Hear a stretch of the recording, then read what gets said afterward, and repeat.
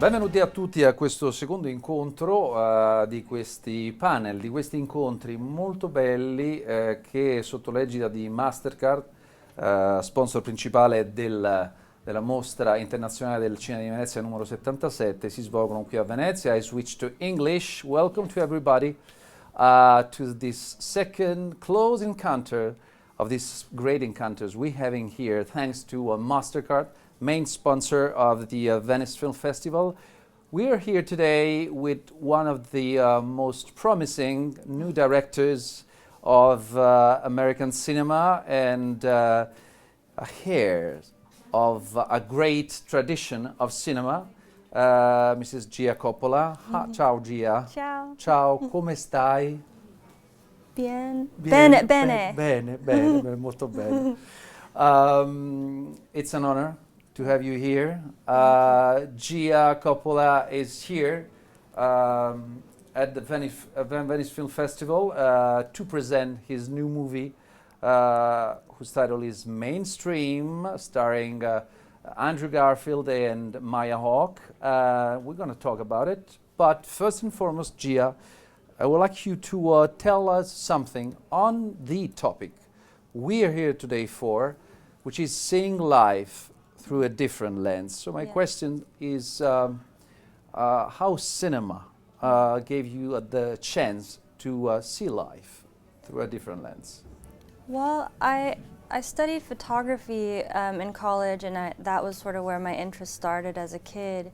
And I always felt very comfortable to just observe life through a lens. I felt very shy, and so to kind of hide behind a camera and just be an observer in that way felt very safe. And then cinema just felt like an extension of that, but I get more elements and challenges to play with. I get to collaborate with people, I get to work with costumes and story and actors and all things that I love in life, but in one medium. So, yeah, it's very fun. Great.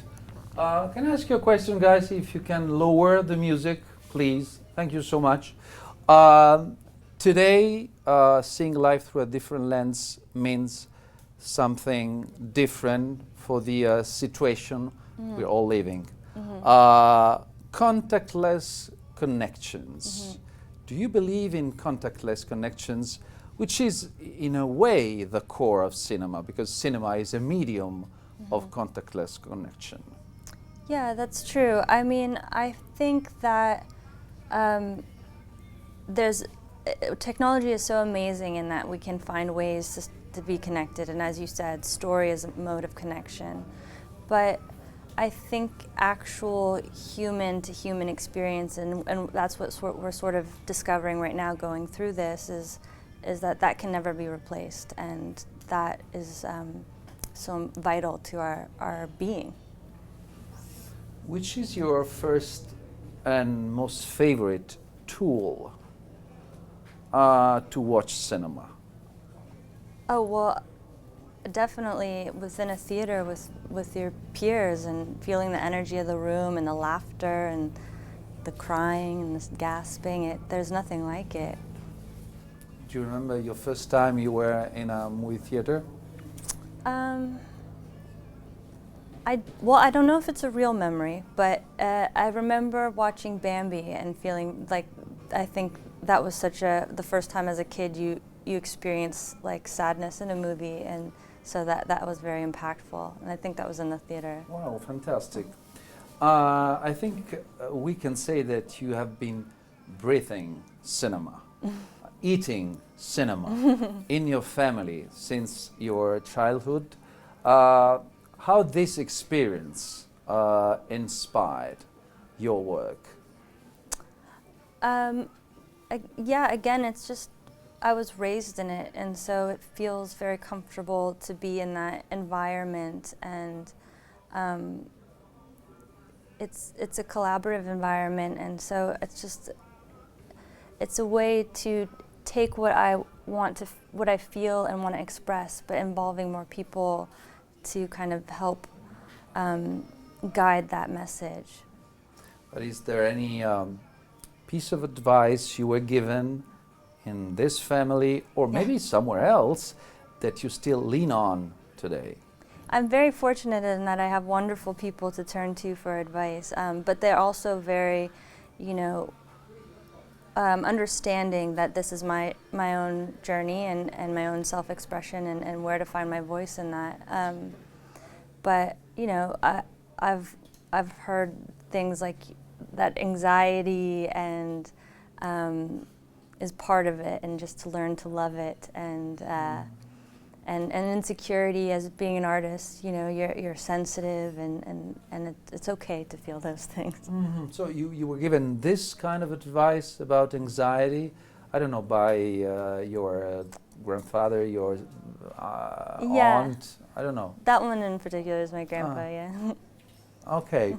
And speaking of inspiration, where do you, Gia, find inspiration today, or where did you find inspiration when you started? I find inspiration just in talking to people, being with my friends, reading books, photography. It's everything in life. It's movies and just kind of trying to culminate all of these little moments that I feel connected to, or images that tell a story and I want it to go beyond. You know, you could say like even having a beer with friends it can ignite inspiration. You never know really where it comes from.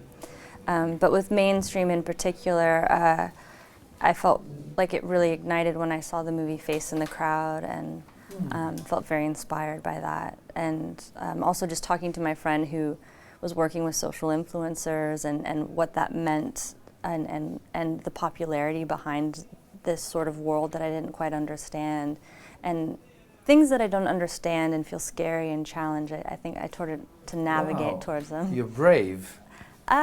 No, not really. I can't help it for some reason. That's where you learn and you grow, and I'm hungry for that. Wow, fantastic. Today we hope to connect people, moreover, from all over the world through cinema. Did you personally experience this power of connection of cinema? Because you're a filmmaker traveling all around the world. So can you tell us about this power of connecting people that cinema has, that you personally experienced? I think when you tell story, that's kind of giving a rope to the next person, and if they can connect with what what you've felt and were trying to express, then that's the goal. You want to make people feel like they're being seen and their emotions are real and valid, and what they're feeling, they're not alone in that. I was touched by a part of your answers concerning the perfect way to watch cinema, when you said, I prefer movie theater when you can feel laughter and cries. Did you ever experience that on a movie of yours, watching a movie of yours with an audience in a movie theater? Yeah, that's always such a scary experience, but it's also really gratifying and you learn so much in that, because you know, people will laugh at a certain part that you weren't expecting was going to be funny, or, you know, find it to understand like how other people interpret it is kind of the best part as well. As I said before, you are one of the most promising new filmmakers nowadays. I could have had female filmmaker. I don't want to add it because I want to say filmmakers, but yet, what advice would you give to women embarking in this fantastic world, but also scary world of filmmaking? Well, I think in general, just if you can tell stories that are coming out of what's unique to you and your experience, that's always, I think, what we want in the world and what we want to see. And it's not about, you know, money or fame, and it's about, you know, telling your story and trying to connect. So there's no specific advice you would give to female filmmakers? Well, as you said, I think it's better to just all be one. As I said before, you're presenting here, mainstream, 7 years after Palo Yeah. Alto, which was presented during the 70th edition of this Yeah. festival. In your movie, the role of technology, the new technologies, the new communication technologies is at its core. So what do you think is the role of technology now as society, and do you think it could be helpful for the development of cinema? Yeah, I believe there's many pros and cons to when we're just discovering new technology, and it's fun to figure out inventive ways to like express creativity, and I think what's going on right now has been really unique in that way, and we've been discovering that. But yeah, I know some people want to stay in nostalgia and tradition, which is also important, but if you can kind of put those two worlds together, I think that's always exciting too. And speaking of inspiring the next generations, I mean, I can say you're still young, okay? Sorta. But at the same time, you are in an age where you could be a mother, so inspiring a new generation. So watching yourself as a mother of a new generation of filmmakers, what piece of advice would you give them? I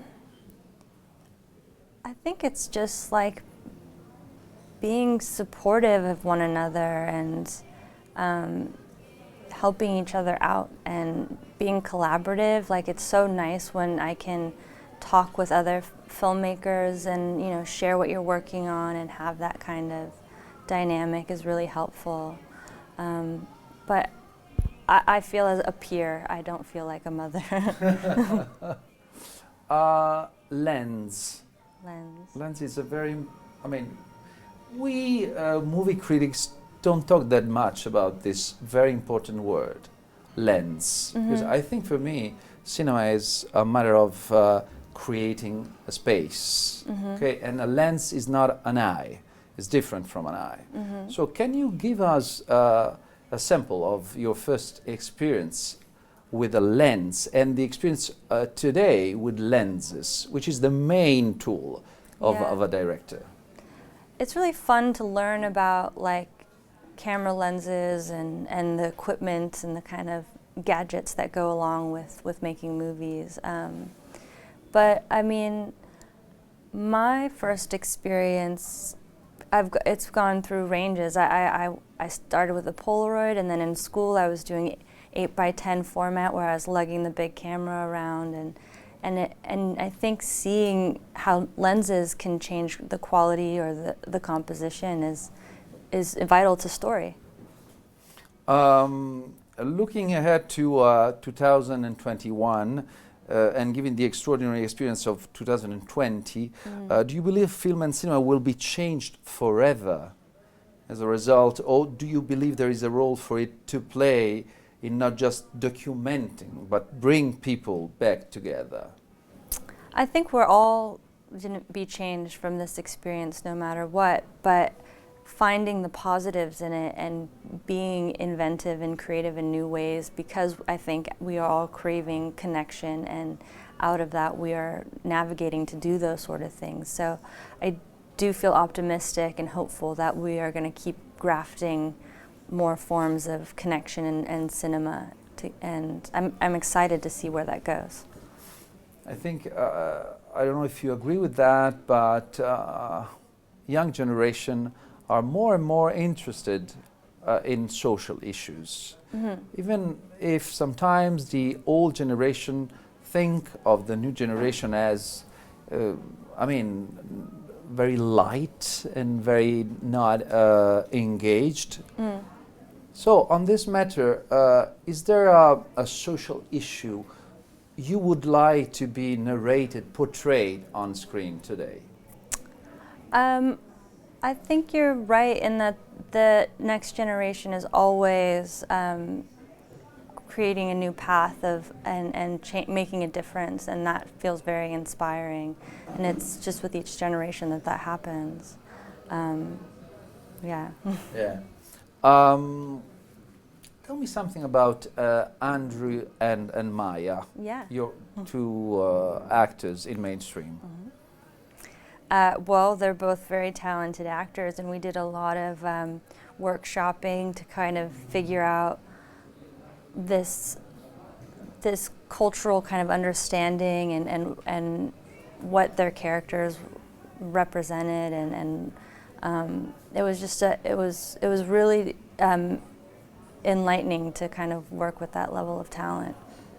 Both, but they are very different. Yeah, I mean, Andrew's definitely, you know, he's one of the greatest actors of our generation, and so to kind of touch that talent was a huge privilege, and learn from him, and how he's super intelligent and very knowledgeable of what I was sort of trying to express. So it was able to kind of take it in a way that I felt was beyond my skill set and helped me, and he's funny and like can dance and like to showcase the side that he doesn't often get to do, and he's maniacal too, like, you know, he's always playing the hero, so it was really fun to see him in that way. And Maya is just so fresh and a new talent, and to work with that kind of dichotomy was really interesting and fun.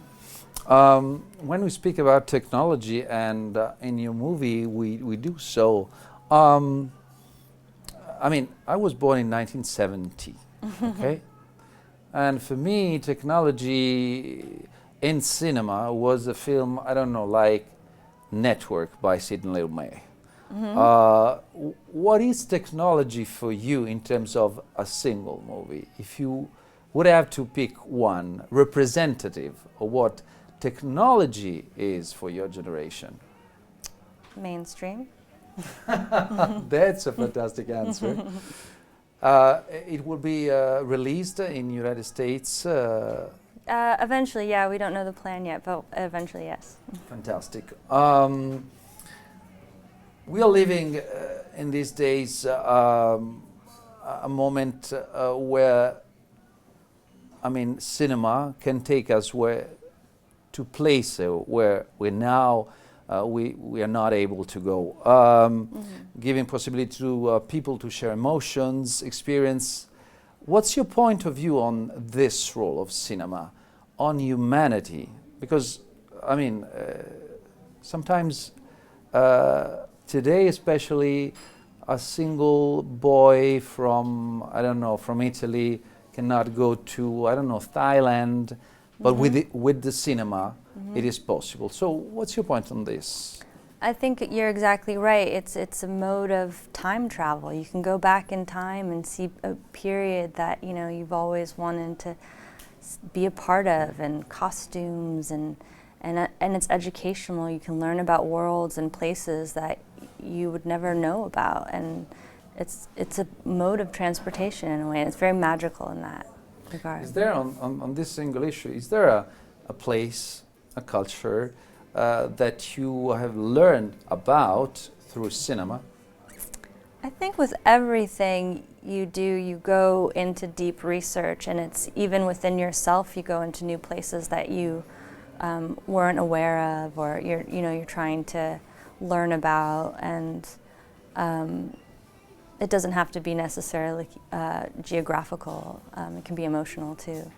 But speaking of geography and speaking of our country, what did you learn about Italy throughout cinema? Oh, I mean, so many of the great movies of our time have come from Italy, and, you know, I Vitellini and Rocco and his brothers, and there's just so many, the list can go on, and that really defined just sort of the formula in a way. Rocco e i suoi fratelli, Yeah. Rocco and his brothers. Loved that movie. With fantastic music by Nino Rota. What is the one lesson in filmmaking that you have learned personally, whether from a mistake or a success, that has really given you the courage to try new things and push yourself further?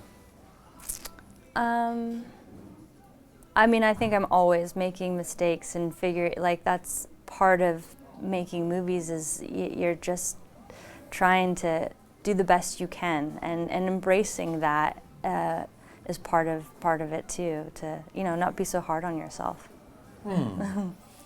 Can you give them, not me, a sample of a single mistake? I mean, it could be anything of just like, the weather circumstance wasn't what you were planning, and to have to think outside the box and, fly by the seat of your pants. And that's part of the fun of it, is that the movie can take on, it tells you what it wants to be at eventually, and you finally learn it and get to know it when it's all over. It's really curious and good to listen to this word, thinking outside of the box, because it's the same message that Demi Moore gave us in the first encounter. So there's a connection. She's a very intelligent lady. So. Yeah. What's one mindful moment, recent or otherwise, that has impacted your life? And if there's one, what have you learned from it? Wow, that's a big question. One mindful moment. I don't know if I can think of that at the top of my head. I think just making mainstream, every project is its own being, and getting to know it. So that was the most pivotal thing that I've gone through recently, and so that's where I kind of feel has shifted who I am. And since you're speaking about recent times, what is the first thing you want to do once life will be returning to a semblance of normality? Going to the movie theater. To watch which movie? I love all movies. I understand how hard it is to make movies, so I have no judgment. I learn from every single movie I watch, and I love them all. Do you eat when you watch a movie? No, I mean, watching a movie is a very sacred experience. You must not be distracted in any form, and pay attention and give the people that work so hard on it, your full attention. Bello, molto bello. Martin Scorsese would agree with you. Now more than every... they would say, you don't eat in church. You don't eat in church. Yeah. I mean, today you don't eat in church, but back then... Did they? In Middle Ages, yeah. Oh. They were feeding, breasting babies. Yeah, it's a different way of going to church. Well, I was just trying to paint the theater as though it was like church. Now more than every film and cinema has the opportunity to be an agent of social change. How important is for you that film connects us to stories we wouldn't ordinarily see in our world, closed world? I think that's the gift of cinema, is that you get to see things that aren't that are familiar to you or part of your day-to-day, and it's educational, and as you said, you get to travel. Yeah, travel with your mind, with your eyes, with your heart. Ears. Yeah. Sometimes, on that respect, how important is, because cinema, we talked often about cinema as a visual experience, but it's also a sounding experience. How is important sound? Very important. I would say that's like 50% of the film, but people forget that, especially when you're making your budget too. You're like, where's the sound? But it's amazing when you finally put the sound on it. I think as a director too, you're kind of like, oh, I can see it as a movie and not just this collection of things mashed together. Fantastico. And my last question is, since we are talking about contactless connections and about connections. What is your connection with Venice in general and with Venice Film Festival in particular? Yeah, I mean, it's one of the oldest film festivals ever. If not the oldest. Yeah, The the oldest, first. yeah. And you know, I'm Italian and I'm very proud of my heritage. So to be in Italy to share the mainstream for the first time, but it was also my first film. We got to come here, and so it feels very sentimental, but also hopefully a good new tradition for me.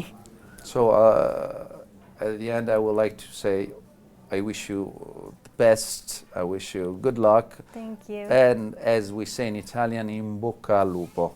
Thank In you. bocca al lupo, which literally means in the mouth of the wolf. I like that. Thank you so much, Grazie. Gia. Thank you. Thank you.